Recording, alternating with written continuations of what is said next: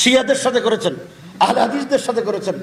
তাহলে তালেবানরা যদি ইমারতি ইসলামিয়া প্রতিষ্ঠার জন্য সমস্ত মাযহাবী গ্রুপদের সাথে ইত্তেহাদ করতে পারে, বাংলাদেশে একটি ইসলামী রাষ্ট্র প্রতিষ্ঠার জন্য এতগুলো উলামা ইকরাম থাকতে আমাদের মধ্যে যদি সেই রকম কোনো বিভেদ থাকে, আমাদের পক্ষে রাষ্ট্র পরিচালনা করা সম্ভব হবে।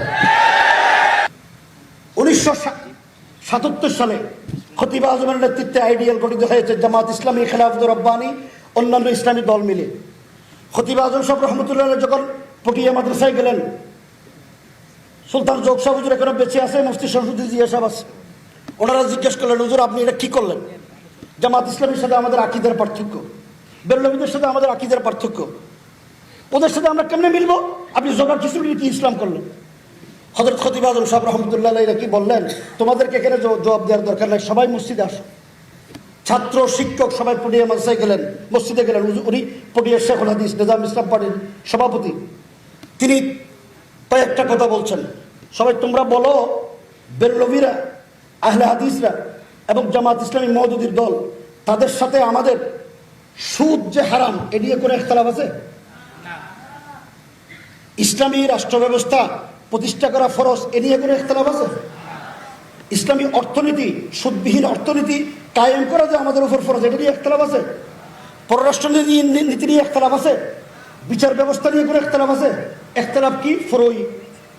তো এই ইখতিলাফ যদি না থাকে, ইসলামী রাষ্ট্র ব্যবস্থার ইখতিলাফ নাই, সুদবিহীন অর্থনীতিতে ইখতিলাফ নাই, অন্যান্য ব্যবস্থাপনায় ইখতিলাফ নাই, তো ইখতিলাফের জায়গাগুলো আমরা যেখানে নাই সেখানে এক হয়েছে। ওদের আকীদা ওদের, আমাদের আকীদা আমাদের। আমরা ঐক্যবদ্ধভাবে কি করব? কই তোমরা দেখো, যদি দেওবন্দীরা ইসলাম কায়েম করি, দেশে দেওবন্দীদের হাতে যদি রাষ্ট্র পরিচালনার ক্ষমতায় আসে, তাহলে তোমরা মনে করো আমরা 100% ইসলাম কায়েম করব। যদি মওদুদের দল ক্ষমতায় আসে, তাহলে 80% ইসলাম কায়েম করবে।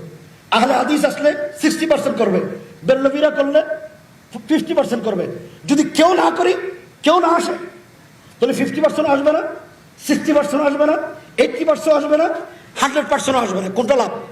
আশা লাভ না না আশা লাভ? তো আসতে হলে বেরলভী, দেওবন্দি, আহলে হাদিস, মওদুদি সবাইকে আপনার জায়গায় ইখতিলাফ রেখে, আকীদা ঠিক রেখে আমরা নির্বাচনী ঐক্যবদ্ধ হব।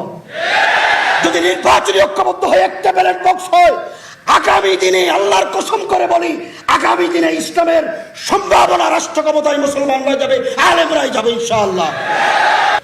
আজকে যারা আমাদের উপর নির্যাতন নিপীড়ন চালিয়েছে, যারা ফ্যাসিস্ট জালেম এই দেশের ক্ষমতার মস্তদে থেকে দেশটাকে ভঙ্গুর রাষ্ট্রে পরিণত করেছে, দেশের অর্থনীতিকে ধ্বংস করে দিয়েছে, এই জালেম স্বৈরাচারী যারা জুলুম করেছে, তারা জুলুমের কারণে, অন্যায় জালেম হওয়ার কারণে, অন্যায় করার কারণে তারা এই দেশে রাজনীতি করার অধিকার রাখেন।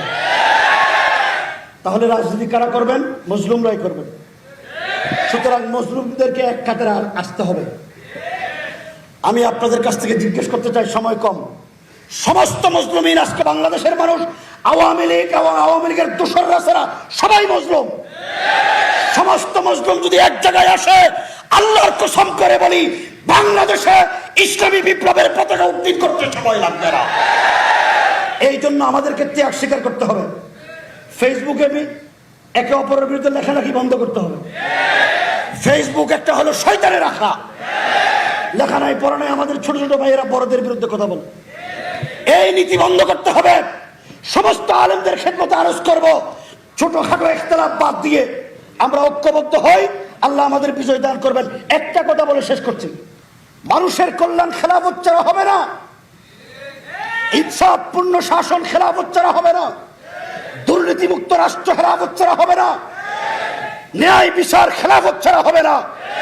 এই সেকুলার রাষ্ট্র ব্যবস্থার মাধ্যমে কোনদিন মানুষ ন্যায় বিচার পাবে না। আফগানিস্তানের দিকে তাকান, আমাদের দেশে যেমন বেরলভী আছে, মাজার ফুজারি আছে, আহলে হাদিস আছে, আমাদের দেশে তো শিয়ার প্রাধান্য নাই। আফগানিস্তানে কিন্তু শিয়া আছে 4 ফিরকা এবং শিখ আছে।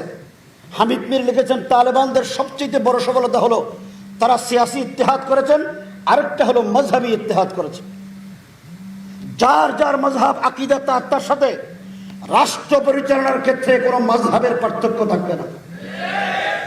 তালেবানরা শিখ আছে 9 থেকে 10 হাজার হামিদ মিরের বাসায়, এই 9 থেকে 10,000 শিখদের সাথেও তারা ইত্তেহাদ করেছেন, শিয়াদের সাথে করেছেন, আহলে হাদিসদের সাথে করেছেন।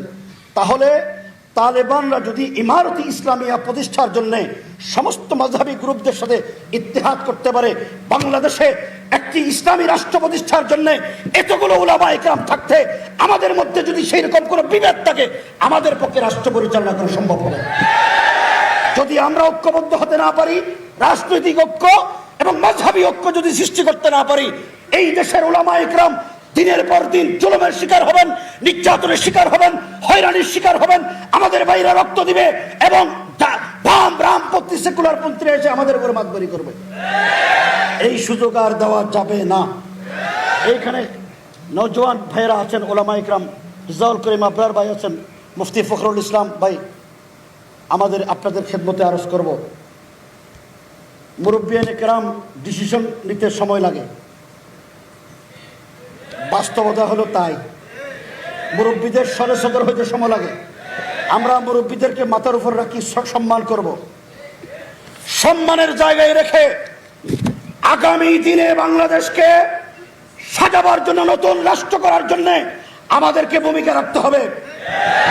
সমস্ত বিভেদের দেওয়াল ভেঙে দিতে হবে। জাতিকে ঐক্যবদ্ধ করার জন্য নওজোয়ান উলামায়ে কেরাম, মাওলানা বাবর সহ এগিয়ে যেতে হবে।